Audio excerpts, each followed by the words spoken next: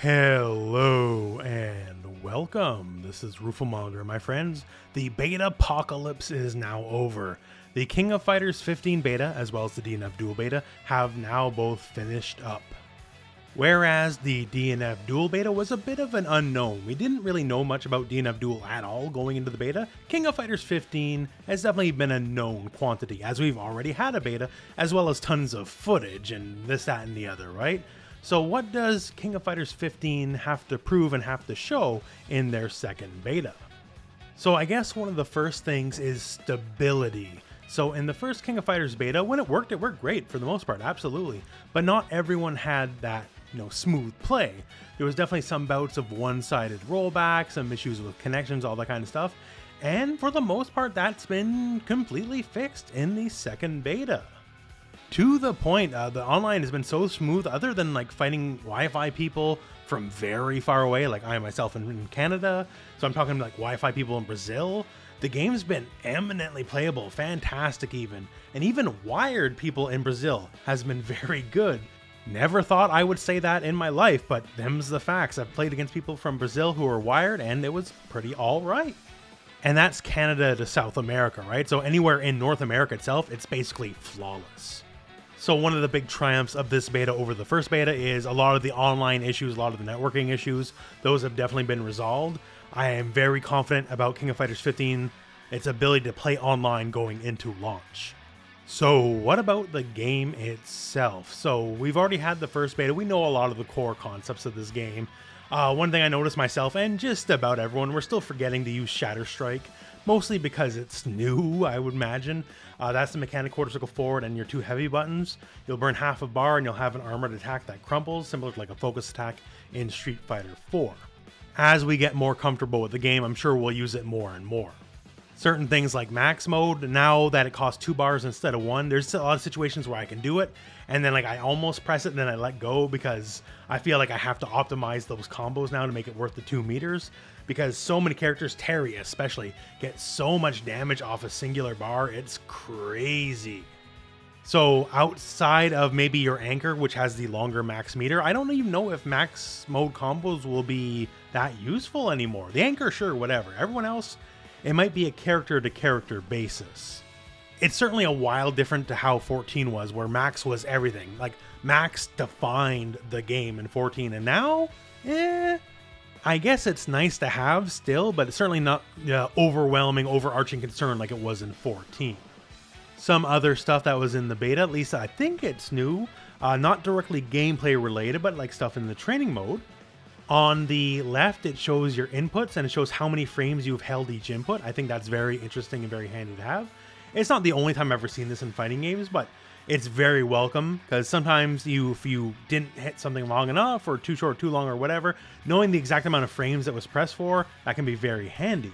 That said, they still don't display proper frame data. They just show if the frames are neutral, it's equal, or plus plus, or minus minus. So it gives you a decent idea of how negative or positive something could be frame-wise, but it certainly isn't as good as the actual numbers. If you're willing to display the numbers in the commands, then why not display the numbers in the frame data itself? I don't know, that makes sense to me. If you're willing to show it on one side, why not show it on the other side? Another thing they added, which is a very, very small thing admittedly, but one thing I like, is you can see at the very bottom, they're showing like a direction and touchpad equals where you'll be on the screen. So if you hold left, hit touchpad, you'll be on left, hold right, hit touchpad, you'll be on the right.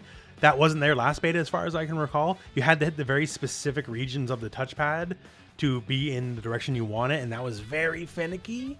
So I'm just very happy it's just kind of normalized. Very small, I know, but it's good. Since we talked a lot of the gameplay mechanic stuff in the previous beta, I don't want to belabor it too much, but I very much like the overall King of Fighters 15 systems. The fact that EX moves cost half a bar, half a meter, and they're available on demand, which they were not in the King of Fighters 14. You could only do EX moves while inside of max mode in 14, and you could do EX moves in the King of Fighters 13, but they cost a full meter. So this just really incentivizes you to go absolutely crazy with EX moves, and EX moves are pretty powerful in this game, so I'm just a big fan overall.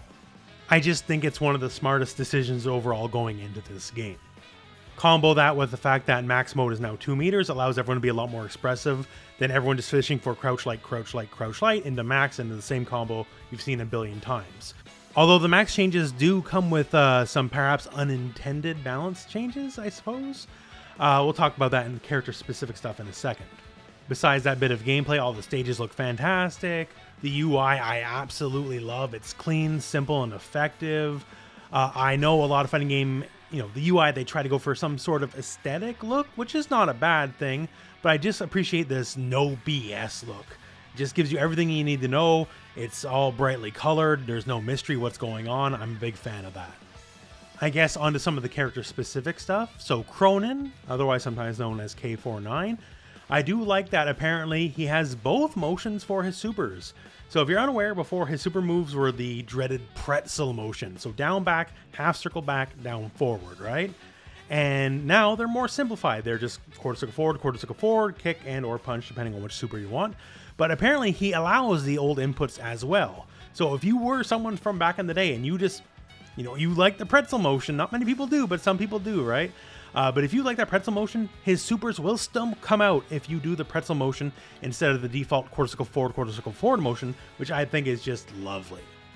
Little bit of the fan service for the people who've been sticking and waiting for this character for so long. As for some other character-specific stuff, Bogard. Terry definitely got a lot of buffs, especially considering where he was in 14, which was not especially great. Now, I don't think he's necessarily top tier, but he's definitely a lot closer to it than he's ever been in a very, very long time, for sure. Rising Tackle is now a motion move, so it's Dragon Punch motion, versus before it was a charge move down to up. So that's definitely a very big deal, as it has all the same properties as it did before. It's just as invincible as it ever was, all that kind of stuff, but you just get to do it on demand instead of having to wait for a charge. So that's a very, very big buff. Forward A being special cancelable in combos now is a nice little quality of life buff. The fact that he has power dunk back now, he hasn't had that move in a very long time, that's nice. And also heavy power dunk also is armored. It has a guard point on it. So Terry has an on-demand full invincible move and an on-demand armored move. So that's covering a lot of bases. EX dunk also balances now, so you get combo opportunity from that. Stuff like his shoulder. Shoulder can combo into the dunk. So it's a special cancel into a special cancel.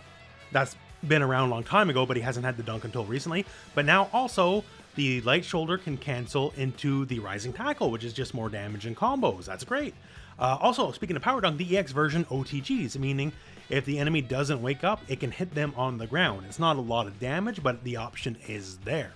EX Anywhere buffs him quite a bit as much as anyone else, but like things like if you do his CD, his blowback, right? So wall splats the enemy and you can do like power wave after. That's always worked in 14, that's fine. But now you can just do EX Burn Knuckle. And since the damage scaling is very low at that point, they'll do so much more damage. Terry, like this, just so many things, right? I haven't even listed everything, right? Because I don't even know every single change he has. But overall, this is the best Terry Bogard has been in a very, very long time. And since Terry's one of the most popular characters in this game, I think it definitely behooves the game to have Terry be stronger compared to the kind of ho-hum status he's had for a very long time.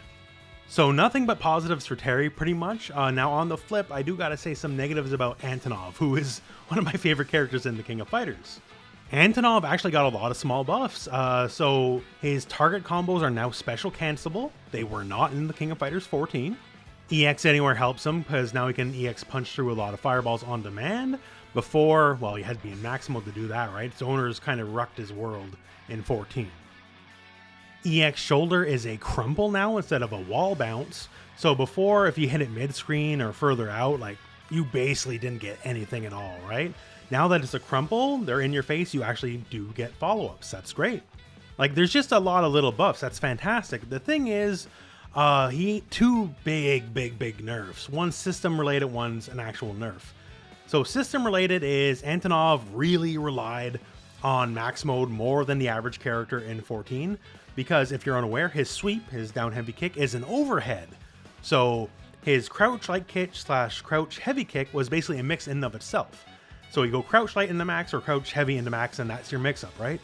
And now that it's 2 bars, that's kind of a strict nerf, because before it was 1 bar. It's not like he gets any more damage or anything out of it, right? So it's just basically twice as worse as it used to be. And if you whiff or if it gets blocked correctly or whatever, the miss, because it's 2 bars, is much more devastating. but that's universal, so whatever, right? But the other really big nerf, one that I found profoundly affected his general game plan, is his jumping CD, his jumping power attack. So he does a bit of a wheel kick, leg tomahawk, if you know anything about Krauser in older King of Fighters, right? And it's really good against jumping people, and it's really good against standing people. It's kind of like a one-button neutral. And you might think, well, that's really stupid, and no, that sounds like something that should get nerfed, and normally I would agree, but he's also a really bad character, right? So his kind of one-button neutral was very necessary, especially because many of his standing normals go clear over the heads of crouching people. It actually matters a lot to Antonov if the enemy is poking back if they're crouching or standing. And so Jump CD helped alleviate a lot of those issues because it was always a button you could rely on. And when I say they nerfed it, I mean they crippled it. They took the knife to it. The hitbox is like maybe half as good as it used to be in the King of Fighters 14. So what was once a dominant jumping normal is now debatably useless, because your legs will go through the opponent on a lot of supposed hits. It's a cornerstone move for the character, and I honestly have no real idea why they nerfed it, considering Antonov traditionally has not been a good character. And maybe you're just going to say, hey, you're salty about it because they nerfed your character, and well, yeah, I am, because I don't really think that justified a nerf. Considering this game has so many other good jump CDs that are very much intact, like last beta, Shermie's jump CD was one of the most belligerent jump CDs I've ever seen in the King of Fighters. And so that's still there, that's still intact, and yet somehow Antonov's got nerfed. I'm not going to lie, it just really bugs me. On a more upbeat note though, Ryo definitely got a lot more usable and a lot more easy to work with, as the basic King of Fighters combo structure of close normal, command normal, special move now actually works for him. It never really has. That's kind of been an issue in the past. And in the past, I'm talking like 20 plus years. So now he can do the same basic combo structure pretty much every character can. So that's awesome for him. So stuff like that, the fact that EX Fireball is a proper full screen fireball again, that'll definitely help a lot of his matchups. He has an all new command normal that not everyone seemingly knows how to use, but better to have more moves than not, I suppose. I feel like Ryo, this is going to be one of his best incarnations for sure. So if you're a fan of big, angry, roided out Karate Man, King of Fighters 15 is going to do well by you. So all in all, I just gotta say I'm impressed, honestly. Like, yeah, there's a couple character-specific quibbles, the Antonov nerfs, they hurt my heart. But that does not hurt my overall enjoyment and anticipation of this game. I think this game is truly gonna be something special. One of the best rosters as well they've ever had in a very, very long time. There's definitely a character for pretty much everyone, every possible playstyle. If you love fighting games, I can do nothing but heartily recommend this game, as I think it's gonna be one for the ages, honestly. Maybe it's not going to outsell Street Fighter or Tekken or whatever, like King of Fighters never has, but it doesn't need to either, right? I think it's just going to be a plain good and fun game, and that's what matters the most. Anyways, my friends, that is my thoughts on the King of Fighters 15 Open Beta number 2 as it stands. Can't wait for launch. I'm looking forward to it very much. It is not too far away now. It is coming out in February, and well, we're in the end tail of December as of the time that I'm recording this video. So only got to wait a little bit longer, and can't wait. Anyways, I don't know. I'm rambling at this point, so good game, look forward to it, and that's the end of the video. So thank you very much for watching. Hope this video has found you well. Go out and play some King of Fighters. Love.